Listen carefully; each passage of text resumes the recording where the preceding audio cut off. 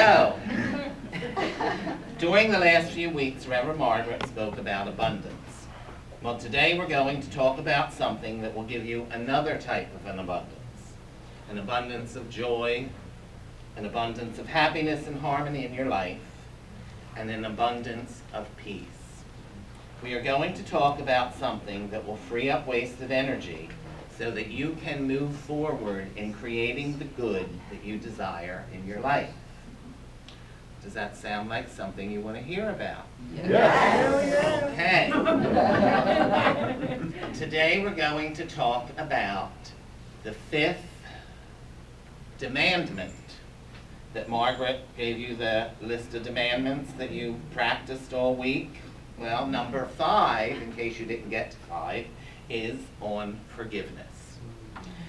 So today we're going to talk about the power of forgiveness. And during the last year, I have taught both a class and a workshop on forgiveness. And people have come back to me and told me how much they have gained from their forgiveness journey.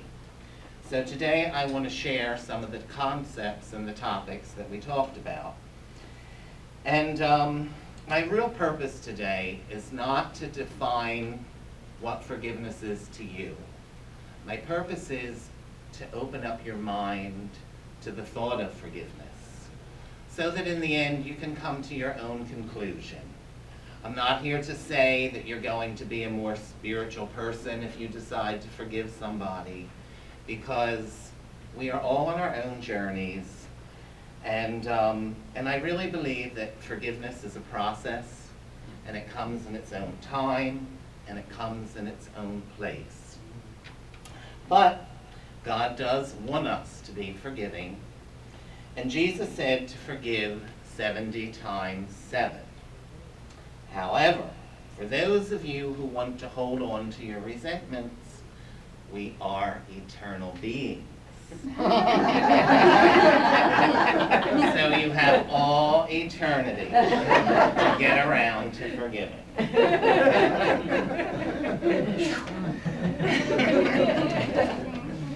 And usually, when we talk about forgiveness,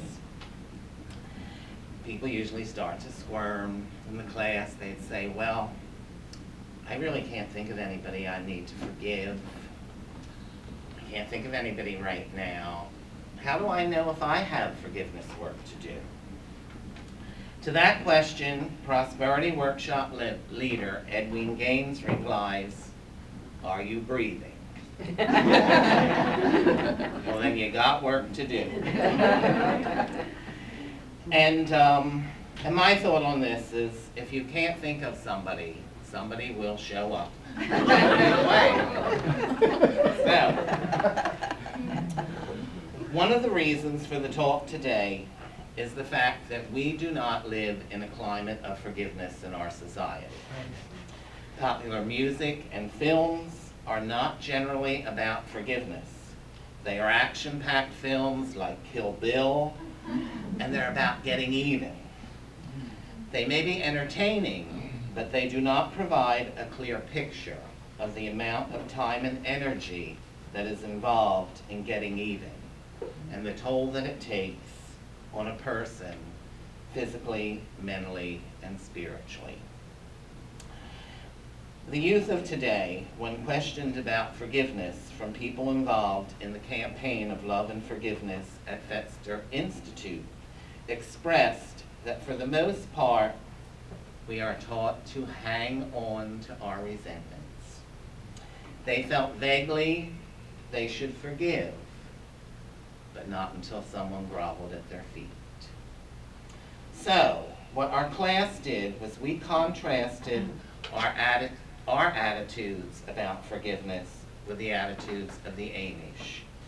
The Amish are a closed and a forgiving society. They are a religious society, and they practice the words, forgive us our trespasses, as we forgive those who trespass against us. They are rooted in the forgiveness called forth in the Lord's Prayer and in accepting the will of God.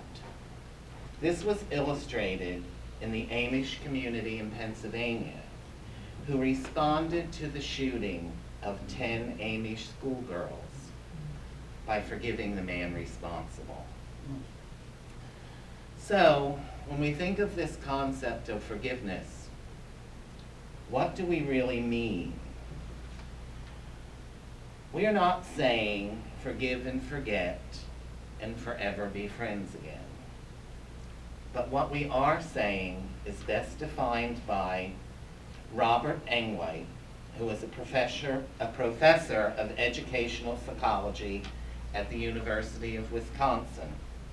He says forgiveness is a conscious, willful choice to turn away from the pain, to turn away from the hurt and the resentment and the wish for revenge that arises from a betrayal, an offense, or a deep hurt. Forgiveness involves the willingness to see the transgression and transgressor in a larger context and to replace negative feelings with compassion and tolerance. He also points out that by forgiving, we acknowledge that the offense was unfair and that it will continue to be unfair. Second, we have a moral right to our anger. It is fair to cling to the view that people do not have the right to hurt us and that we have a right to respect. Third, forgiveness requires giving up something that we do have a right. And that right is namely our resentments. It doesn't mean that everything is okay. It doesn't mean that you have to be friends with a person again. And it doesn't mean that you won't feel the hurt or the pain involved in a hurt or betrayal. But what it does mean is that we offer ourselves up to healing by letting go.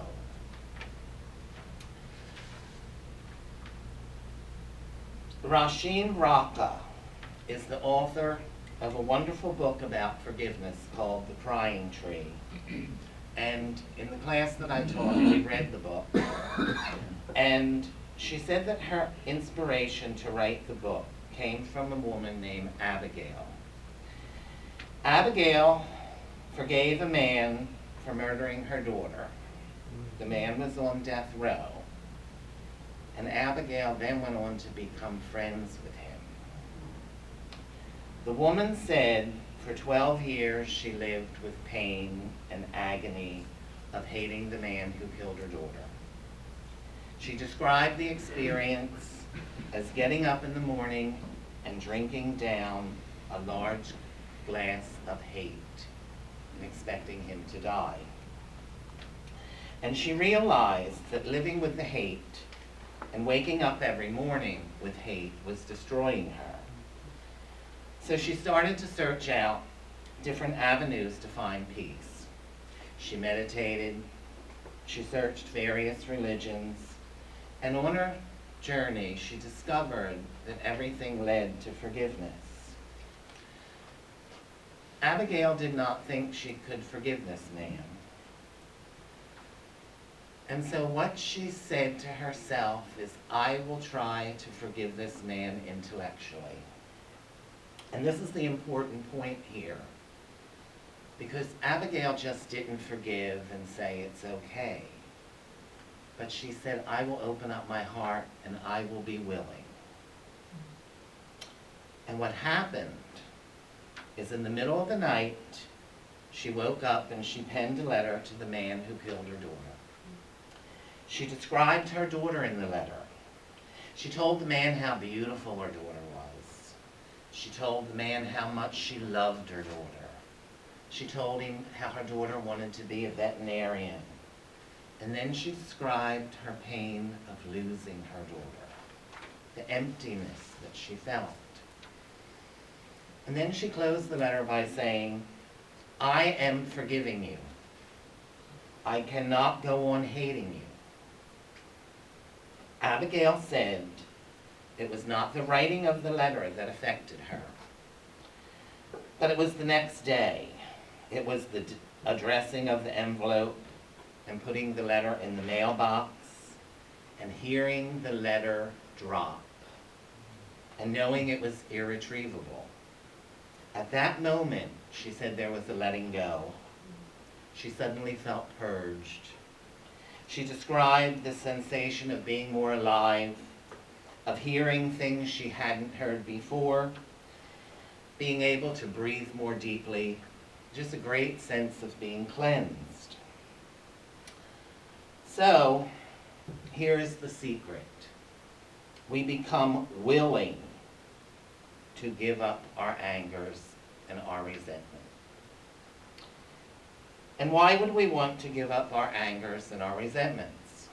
Why would we want to do that? Catherine Ponder, a prosperity writer, says, when you hold resentments towards another, you are bound to that person or condition by an emotional link that is stronger than steel. Forgiveness is the only way to dissolve that link and get free. Now, this building that we are in today is Starting Point, and that is basically a recovery house. So I'm going to read to you what the big book of Alcoholics Anonymous says about resentments. It says that resentments is the #1 offender.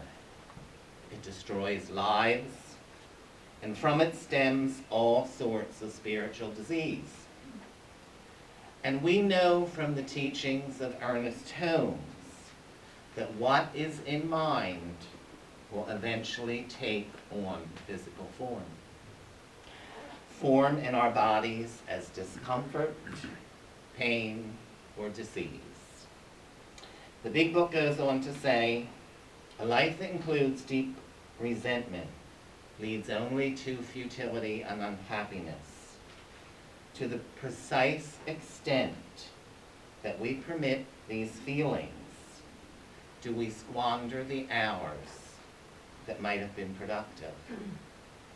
In other words, we waste our lives. So, what does this thing called forgiveness offer? Forgiveness is an opportunity for transformation. It helps relieve mental and emotional anguish.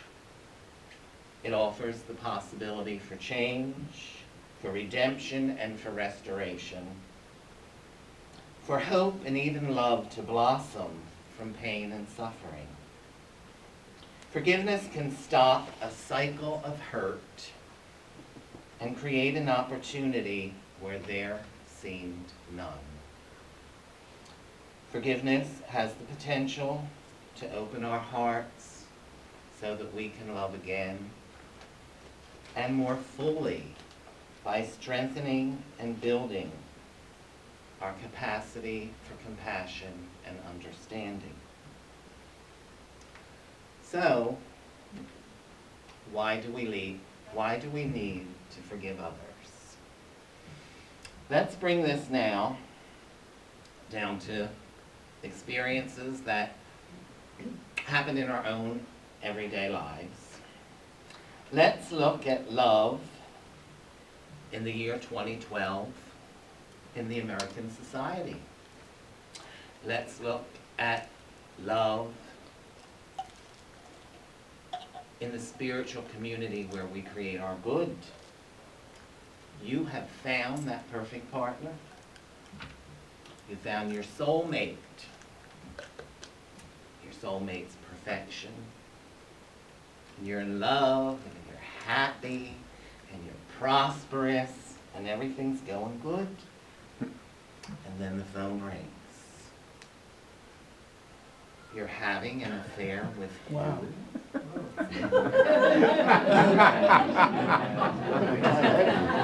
Wow. Do that again.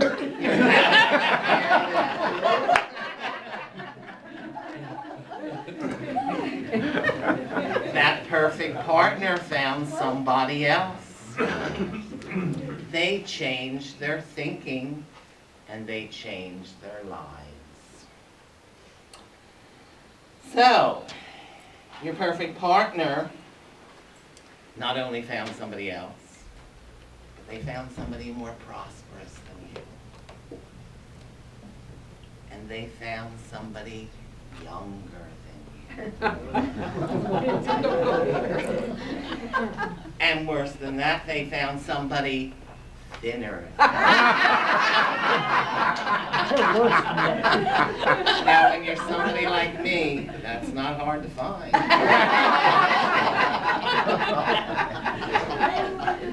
So what do you do when your loving partner responds, "It's not about you. I changed my mind"? Do you forgive? Do you say, "I'm okay, you're okay"?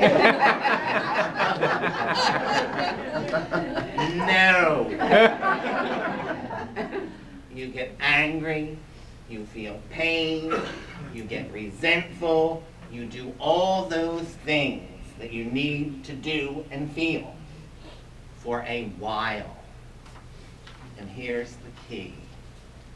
Just for a while. And then you think about Abigail.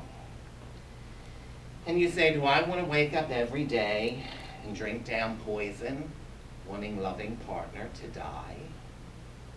Do I want to do as the big book says, to squander the hours that might have been productive? In other words, do I want to waste my life over somebody that no longer cares? No. So in the end, we become willing to forgive. And how do we become willing to forgive? We simply turn it over to God, and we remember who we are. And this is where the real work comes in. And you come here every week, and you hear nice words, and you hear about these things called affirmations, and now you have to use them. And in using them, you learn their power. So you say to yourself, okay, I will turn away from this condition that is causing me unhappiness. I will go inward.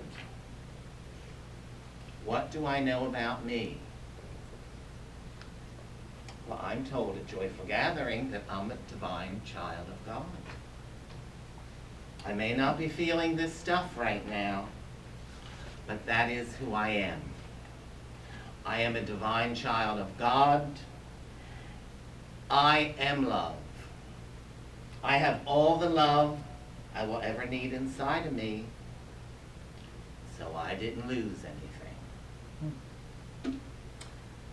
And I am here to express that love. And there is a whole world out there of good for me. And I know that God is here for me.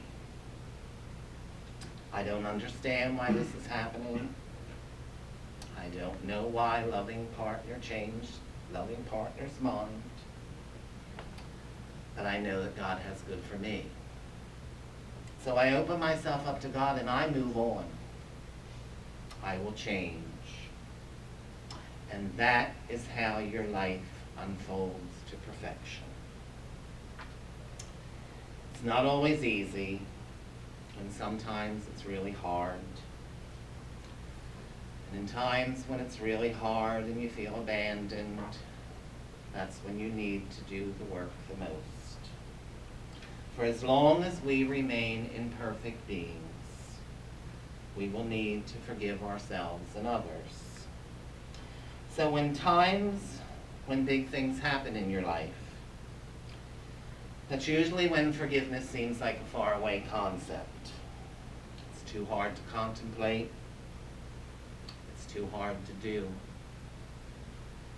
And at times like these, it's when we take heart in the examples of forgiveness all around us.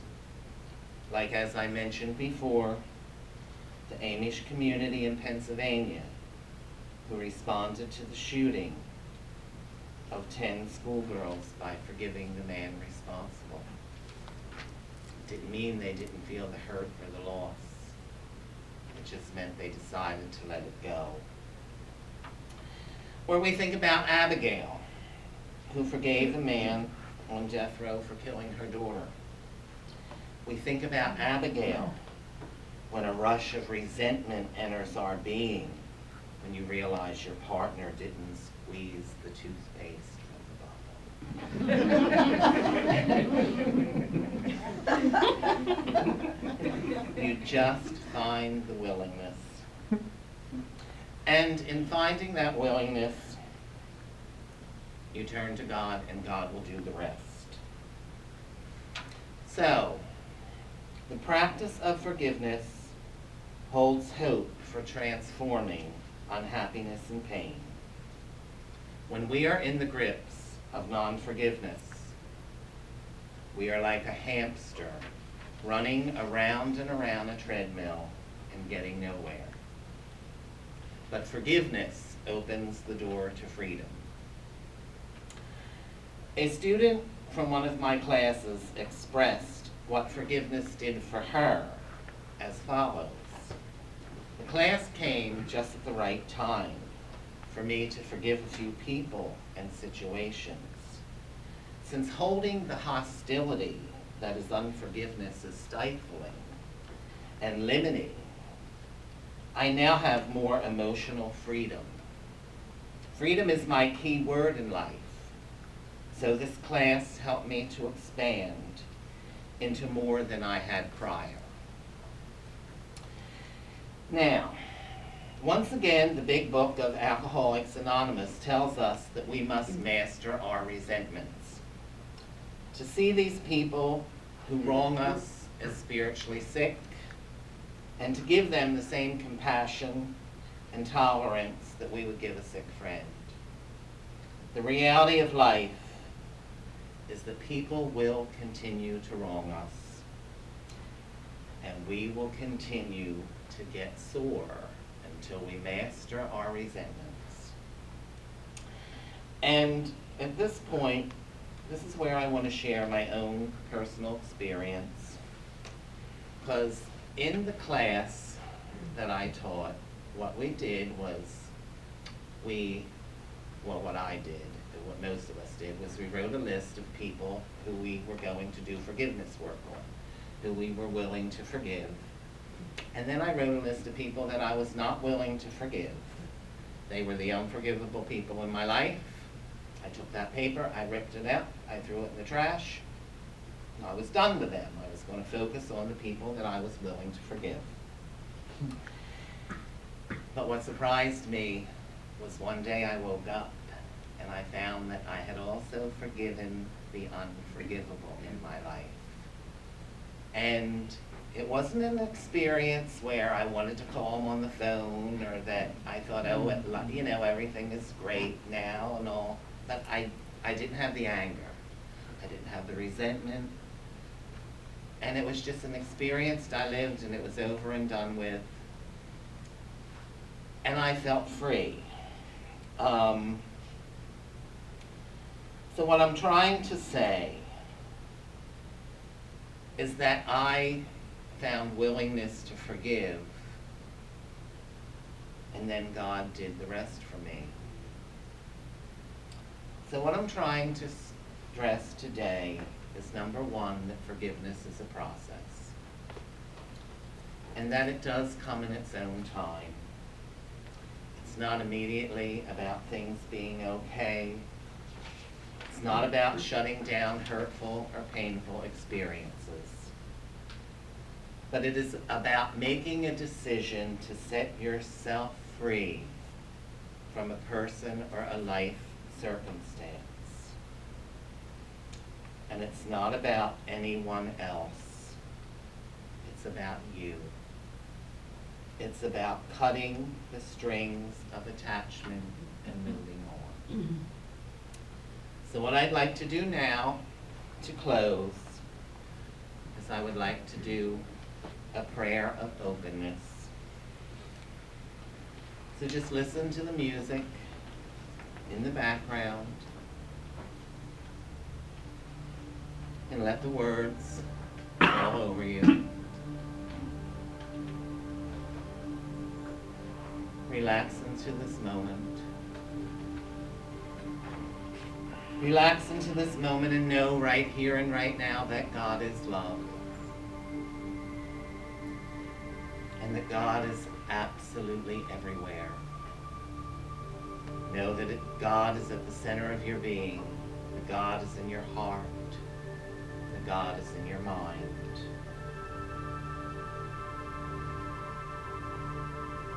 So right here and right now, I claim that each and every one here opens their heart and their mind to the eternal love of God.